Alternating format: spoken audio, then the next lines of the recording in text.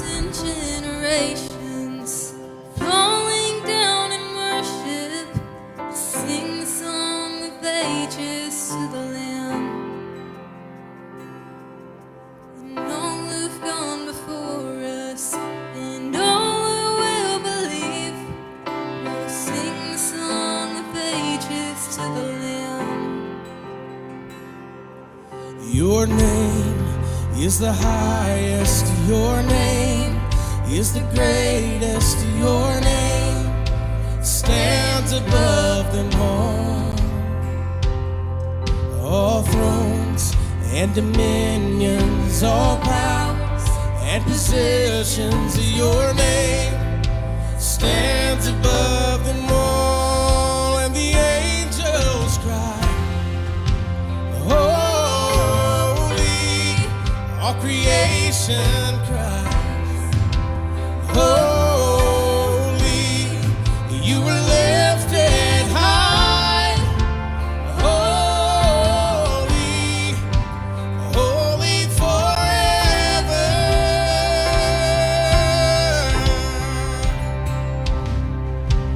If you've been forgiven, and if you've been redeemed, sing the song forever to the Lamb.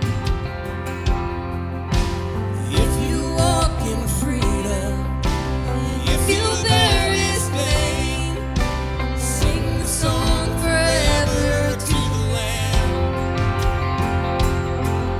We'll sing the song forever and amen. And the angels cry, holy, all creation cries, holy, we are lifted high, holy, holy forever. Hear your people sing, holy, to the King of Kings, holy, you will always be, holy, holy forever.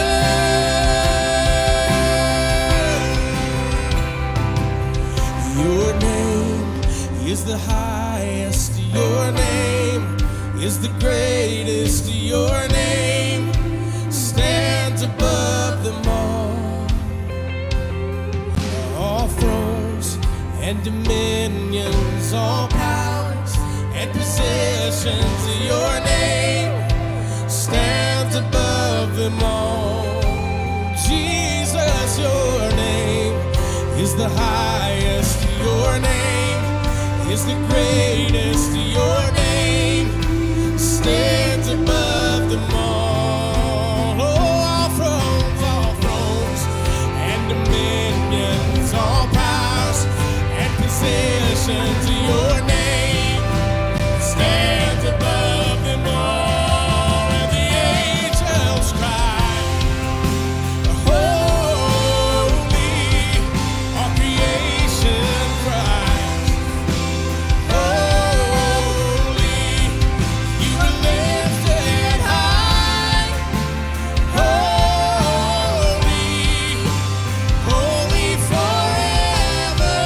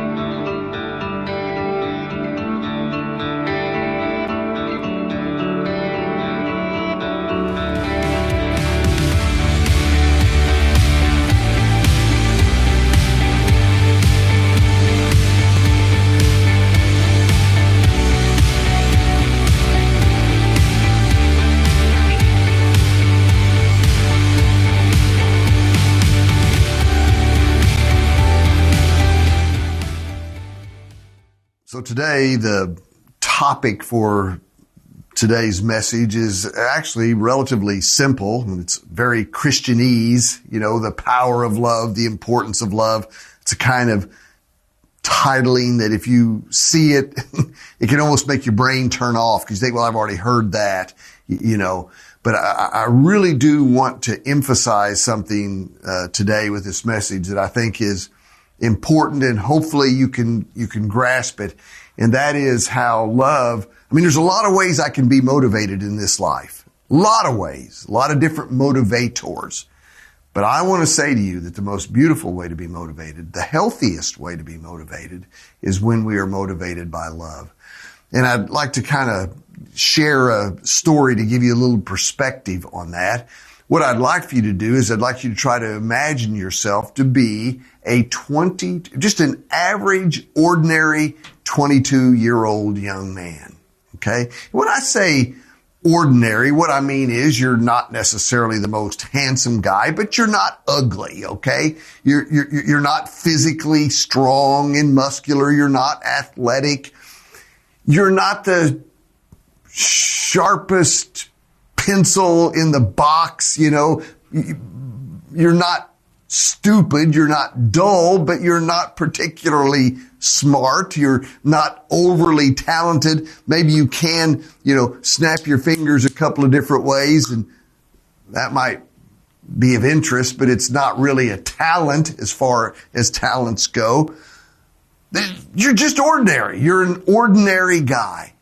But here's what happens. One day in your ordinary life, out of the blue, unexpectedly, maybe even you could say almost shockingly, the most attractive, the most beautiful young woman, 2 years younger than you, the most beautiful young woman on your university campus starts to show interest in you. And it's a little mind-boggling. She actually becomes somewhat flirtatious. And I use the term tastefully flirtatious because she's not lewd and crude about her flirtations. She's simply showing interest. When this woman smiles at you, it almost makes your knees buckle. It unnerves you, again, because she's so attractive. All your friends are very free to say to you that she's out of your league. But the truth is, she comes up to you and initiates conversations. She walks up to you when you're seated at a table in the student union building and says, hey, can I sit with you? She's the one that actually asks for the first date, and it blows your mind. It appears, from all appearances, that this woman actually likes you. And you're thinking, can this be? Is it real? Somebody pinch me, is the way this young man is feeling. And it goes on for months, 4 months, 5 months, and the young man is ecstatic. He is so happy. His life all of a sudden takes on a brand new meaning. After 5 months, can this be love? Is it love that's behind all of this? What's going on? He loves everything about his relationship with her. His life has never been better. But one day, very mysteriously, he receives an anonymous note that's attached to his dormitory door.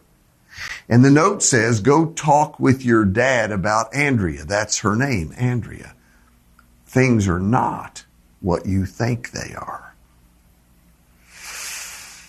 Well, he doesn't like this. This doesn't make him happy, but he goes to see his dad, and as he tries to talk to his dad about this note, his dad is at first kind of off-putting, doesn't want to talk, acts ignorant, seems to be oblivious to the meaning of the note, until after pushing him harder, Dad finally spills the beans. And this is what he says. Andrea doesn't really love you or even like you.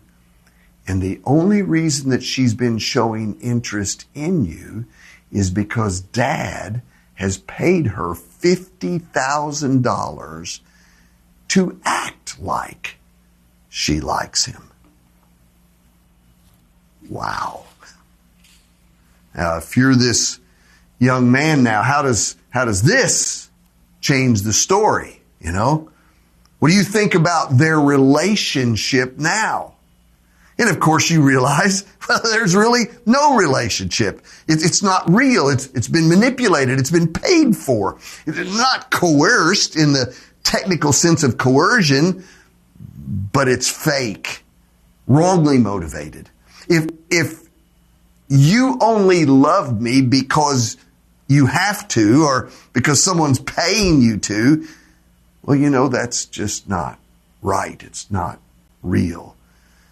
If you go back to my original slides with this message, I'm talking about the power and the importance of real love, genuine love, authentic love. The most beautiful way to be motivated, the healthiest way to be motivated is when what you do because you really love. That's the point that I'm trying to make. Again, there's a lot of different ways that I can be motivated. Sometimes people are motivated by guilt. Sometimes people are motivated by fear. Sometimes people are motivated by self-interest. And I'm not saying that these are all wrong or always wrong. There's a place. I mean, hey, sometimes you foul up, you goober. Sometimes you do something stupid and you ought to feel guilty for what you've done. And guilt can be a motivator to make things right. Sometimes there's a place for fear. I ought to fear this situation. I ought to fear that gun being pointed at me or that knife or whatever it is. I mean, there's a place for being motivated and self-interest. Hey, you ought to brush your teeth. You ought to take a bath. You know what I'm saying?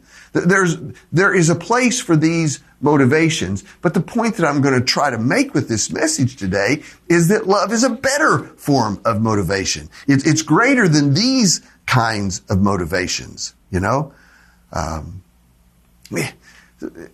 Imagine a little 18-month-old toddler, a little boy, and you like to cook, and you've got the stove fired up a lot, the oven, you know, the stove top, and you want this toddler to understand the danger of a stove, a hot stove. So you bring it close and you say to him, hot, hurt, burns, stay away, danger, you know. And in fact, about a week or two later, the little boy walks up to the stove and he mimics you. He goes, hot, hurts. And you go, yeah, buddy, that's good. Glad you remember that. That kind of fear is an appropriate response to a hot stove by a toddler. But fast forward 30 years and this toddler is now 31, 32 years old. And if as a 32-year-old young man, the young man walks up to the stove and he goes, hot, danger, hurt me. Well, you think, you're crazy, boy. There's something wrong with a 32-year-old who's afraid of a stove. It's good to have a healthy respect for a hot stove. But something needs to change in you as you get older. You need to realize, hey, I love to cook. I love to produce, prepare, cook tasty meals for my family, you know. You understand the importance of a stove as a tool to make tasty things, you know. You're driven by a love for cooking and love for your family. It's different. There's a place for guilt and fear and self-interest and motivation, but the point I'm trying to make is there's a power in love. And so one day when Jesus was asked the question, I talked about this last week in my message, what is the most important commandment in the law? He didn't say guilt. He didn't say anything about fear or self-interest. When Jesus was asked what's the most important commandment in the law, he goes back to the Old Testament scriptures and he quotes from Deuteronomy, chapter 6, verses 4 and 5. And he says, this is the most important. Love. He talks about the motivation of love. This is most important. Now, again, not guilt, not fear, not self-interest, if guilt is your only motivator, over a period of time, you're just going to get depressed. If fear is your only motivator, over time, you're going to become like a paranoid, crazy man. If self-interest is your only motivator, over time, you're going to become selfish, a selfish bum that nobody wants to hang with. You see my point? So Jesus said, if you're going to look at what's the most important thing to drive your life, to move your life, to motivate your life, the most important commandment, he said, I want you to learn how to love God with all your heart and soul and mind and strength. And I want you to learn how to love people. Love your neighbor around you. Love the people around you. There are no commandments greater than these. Again, Jesus said, I want my people driven by love, motivated by love. I want their lives ordered around learning what it means to love God. That's our motivation. And so when he was asked what's the most important commandment, he answers the Shema. He goes back to Deuteronomy chapter 6, verses 4 and 5. Now, I've included all the way down to verse 9 in this series that we're going to be looking at. But verse 4 starts out with a very basic statement. We've looked at this over the last few weeks. Shema Yisrael. In other words, hey, there's something really important I want you to understand here. I want you to hear me, listen to me, and obey what I'm getting ready to say. And then he has this great 4-word statement, Yahweh Eloheinu, Yahweh Echad. And it's almost like a chant, Yahweh our God, Yahweh alone, or Yahweh the only one, or Yahweh one. It's a statement. Now, this is the proposition, verse 4. But with verse 5, you begin to get the motivation. You shall love the Lord your God with all your heart, with all your soul, and with all your strength. In other words, the devotion that we are to have for God, toward God, is to be driven by love. Not fear, not guilt, not self-interest, but love. This word, you take this word, in English it's translated love. In Hebrew, the word is ahava.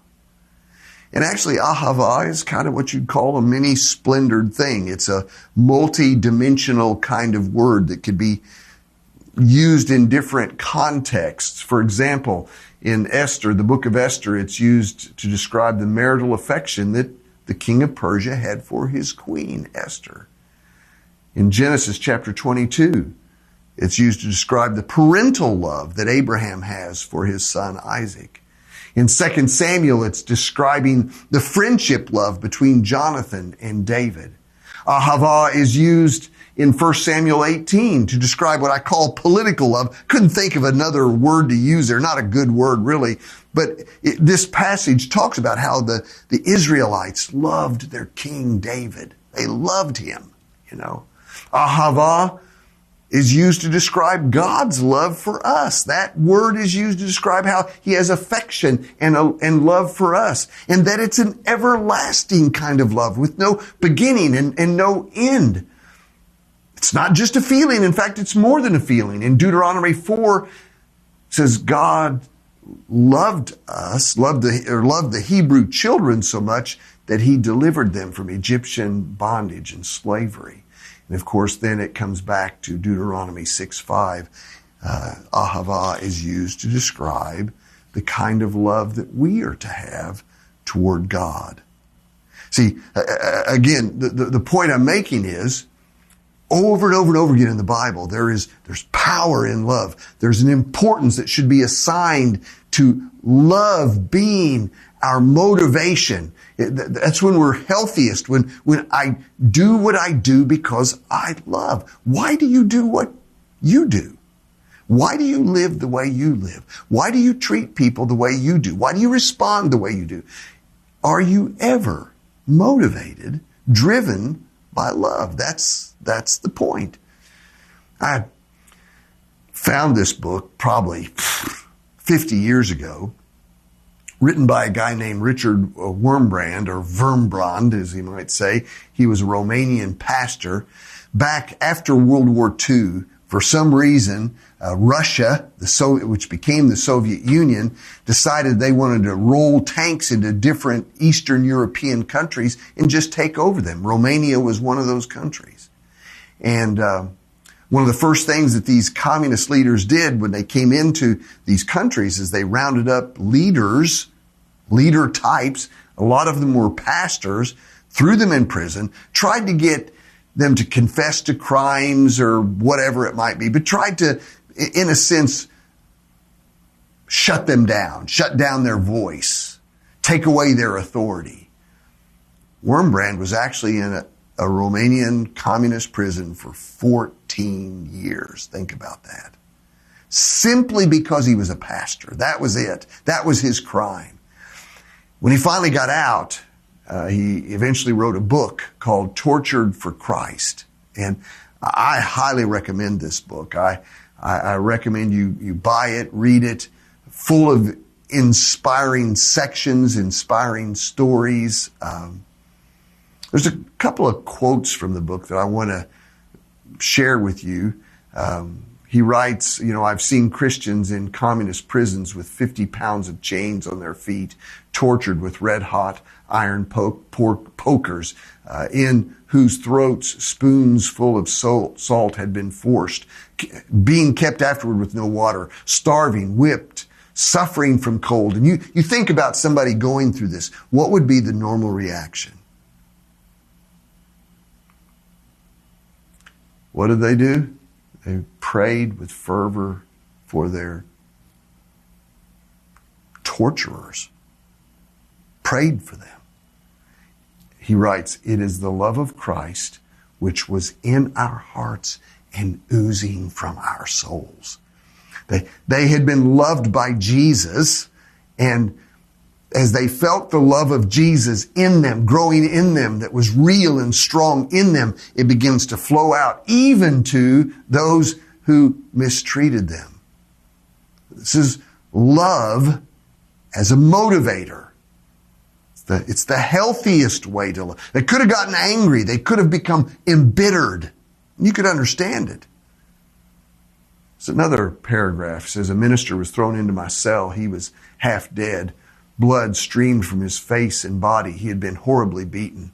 We washed him." And look at this next sentence. "Some of the prisoners cursed the communists." And again, you could see this would be a natural reaction. You could understand it. This guy, groaning, said, "Please don't curse them. Keep silent. I wish to pray for them." How does a person do that?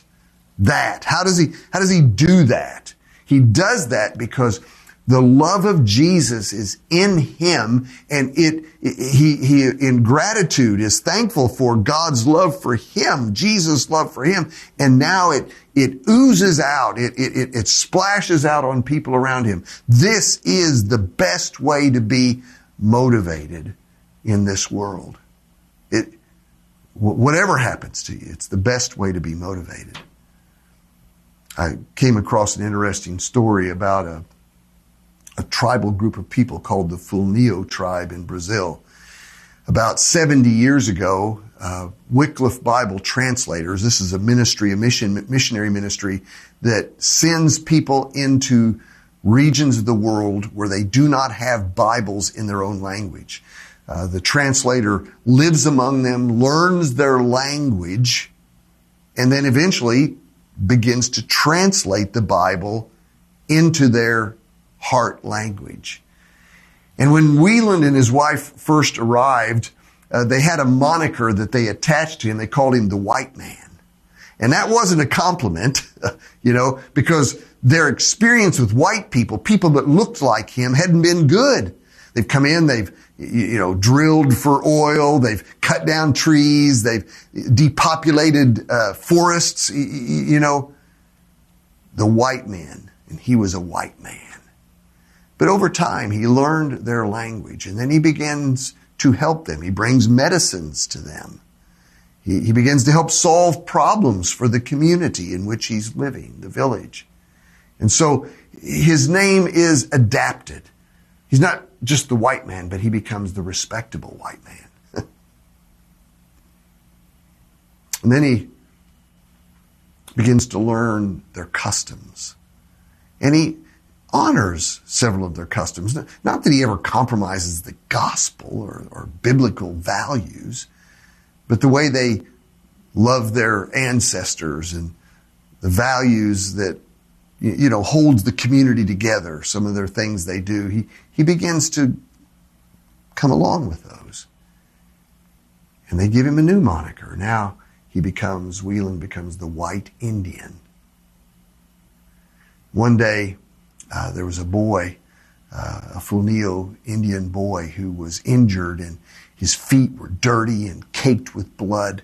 And Whelan brings this little boy into his home, and he washes his feet. And it really touches some of the people. And now they develop a new name for him. They begin to call him the Man of God. One of the tribal leaders said, "Whoever heard of a white man washing the feet of a poor Indian boy? Certainly this man is from God." He is from God. This is a story of a man who, from America, moves into Brazil, into this tribal group of people, and he loves them. He is loved by Jesus. He is saved by Jesus, transformed by Jesus. He is thankful for what Jesus has done for him. And that love that he feels from Jesus begins to ooze out of him, and it begins to flow into how he loves the people around him.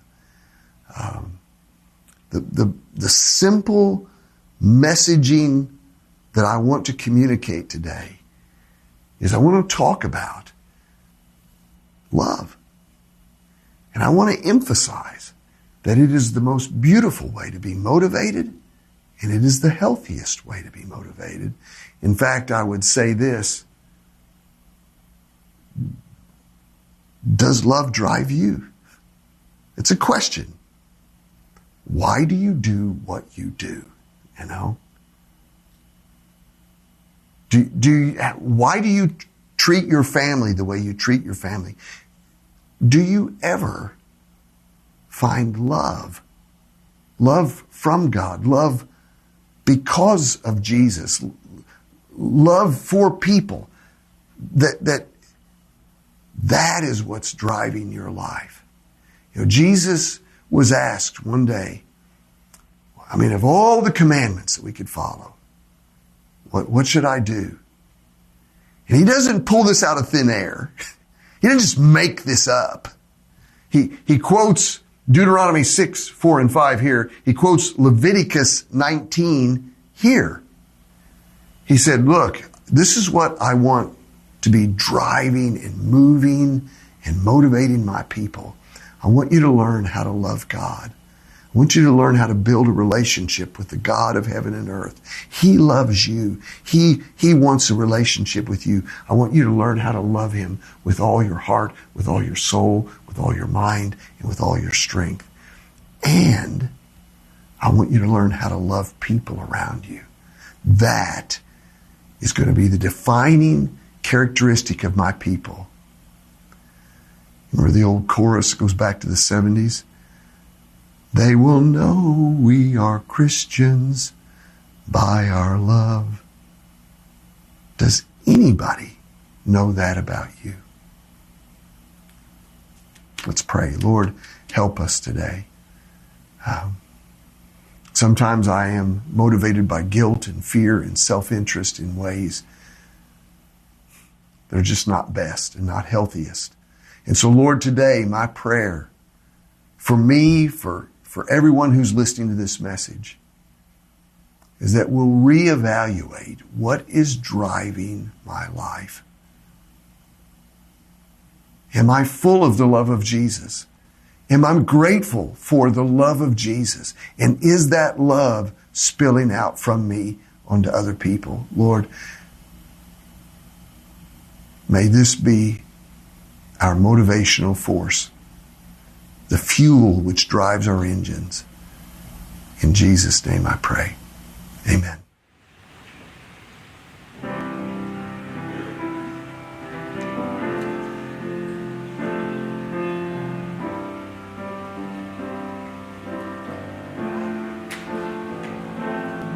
gift of grace is Jesus my Redeemer.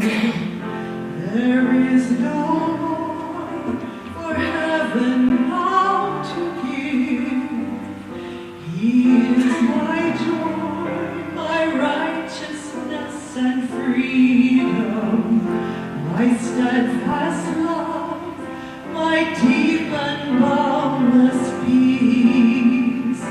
To this I hold, my hope is only Jesus. For my life is wholly unto His. Oh, the strange and divine, I can see all is mine, yet not I, but through Christ in me.